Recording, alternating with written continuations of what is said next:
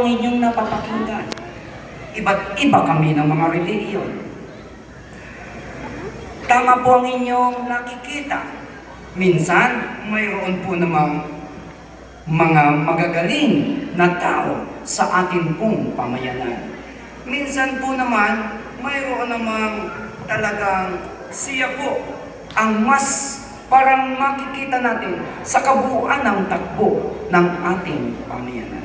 Medyo may kahirapan, wala akong lalagyan ng mic. Pero subukan ko lang kung kakayanin ko.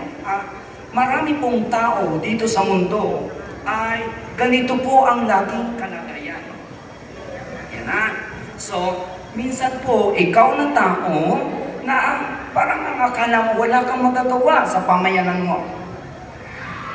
At dahil parang siya lamang ang may kakayanan na napakarami. Alam niyo po bang hindi ganoon sa takbuhin ng ganitong klase? Ang akin pong paglilingkod sa buong Pilipinas, humanap na po kayo ng lugar sa buong Pilipinas, I have been there.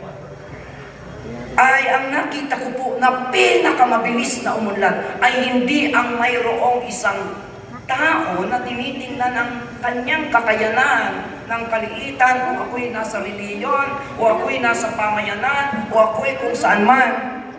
Hirap talaga. Kasi wala ako.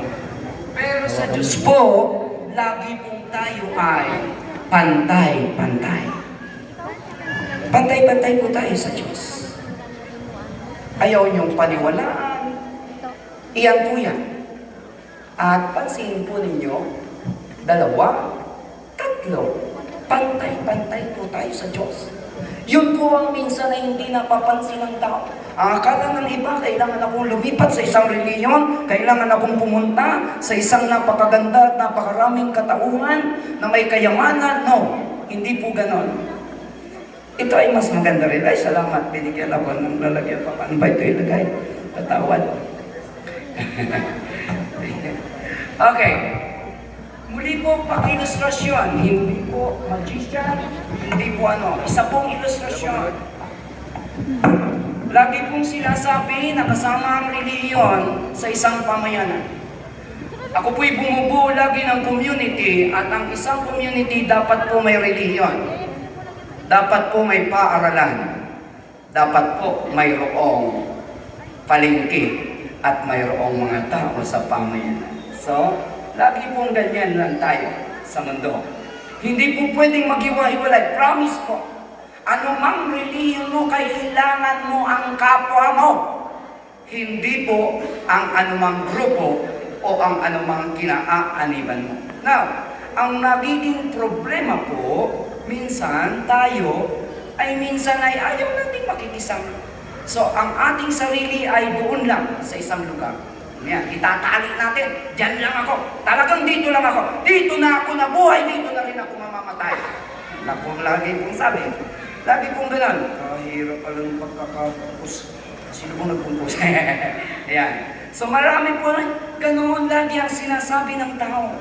Ako anyay, bahalaan niya sila dyan. Sila naman niya ang namumuno. Walaan niya akong pakialam. Ayan ha. Lagi pong ganun ang takbo ng mundo. Pero alam niyo po ba, minsan padadanasin tayo ng hindi maganda ng Diyos sa ating pong mga buhay.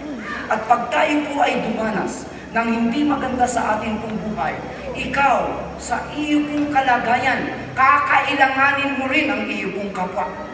At pag kinailangan mo ang iyong kapwa, sa kabila ng ikaw ay napakapangit na kalagayan at ikaw ay halos iginapos na sa ganyang kalalagayan, kakailanganin mo po ang sinasabi ng marami sa amin na kakailanganin mo ang Diyos.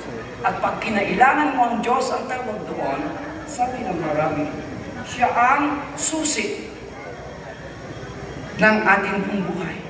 Pero, basta ko anyayaan si Kapitan, dahil siya ang ating pong pinuno ng bahay, ng barangay. Tayo po kayo, Kap. Pansin niyo po, kung ang Diyos ang ating pong patuloy, dito Kapitan kayo, please, pasensya na po Kapitan, ginawa ko kayong halimbawa. Pakihila mo na po, Kapitan. Pag tayo po ay pumunta sa Diyos, at hindi po siya kung mawawala po ang anumang hadlang at uunlad na mabilis ang ating pong pamayanan. Salamat. Ang kiringin po, Kaya. muli pong pagbibigay halimbawa ay ang tinatawag po nagsisimula ang pamayanan sa pagtutulungan at pagkakaisa. Nabalitaan ko sa Tatay Tasing noon niya, ginawa namin ang daan. Talaga naman niya, voluntary lang kami. Wala niyang nagpapabayad. Ngayon niya, pati paghuhugas ng pinggan, ang tanong magkano po yan? Huwag po magalit ha. Pero, ganun lang po tayo ang tao. Ang tao po minsan, maganda po tingnan. Magandang tingnan. Napakaganda pong tingnan. Mahirap po kasi isang page. Hindi ko alam kung saan ito nakuha ng aking mga kasama. Wala po kasi ako makita dyan dito. So, ang tao po ay nababasa ng mundo. Kahit saan ka pumunta, yan anya, anak anya yan na. Sabi nga ng ating pastor, yan anya, anak ng Diyos, yan anya. Okay? Ang usapan po sa Diyos, minsan, ay hindi ka maging anak ng kung sino man, kundi tama po ang sabi ng marami po mga religious group na kailangan ikaw ay, minsan ay, ang sabi kanina, mayroon daw negative at hindi mapupunit dito sa mundong ito. At minsan sasabihin ng tao, kawawa naman, mabuti nga, yon, nagaba. Patawag ninyo dyan. Ano? At minsan, ang tawag ng mga, patawag ko ayaw, nagkahirap naman pala dito magpunit. Ang tawag ng mga kuyunin, yan anya. Kaya yan nagkaganyan, burekan niya yan eh. O yan sabi. Ano? So, okay. So, madaling salita, sa kabukitan niya, o yan ang nangyari yan niya sa kanya. Wala nang nangyari sa kanyang buhay. Wala na. Iyan na lang niya ang kalagayan niya. Pero alam niyo po, kung ang pamayanan na pinangungunahan lang ng ating kapitan, tama ang tema, pagkakaisa, pagtutulungan, uunlad ng mabilis ang ating pumbayan. Pero meron akong gustong idagdag, pagmamahalan. Minsan nagingitian tayo, pero hindi tayo nagmamahalan. At pagtalikod, alam mo yun? Alam mo yun? Yun. Sige po, idinaldal pa. Pero sa Diyos po, sana totoo itong ginawa ko. Kahit po ikaw ay ganito na, pwede ka pong baguhin at ayusin ng Diyos kung paano dati ka. Buhay na tao, mas higit kaysa dati ang gagawin ng Diyos sa iyo.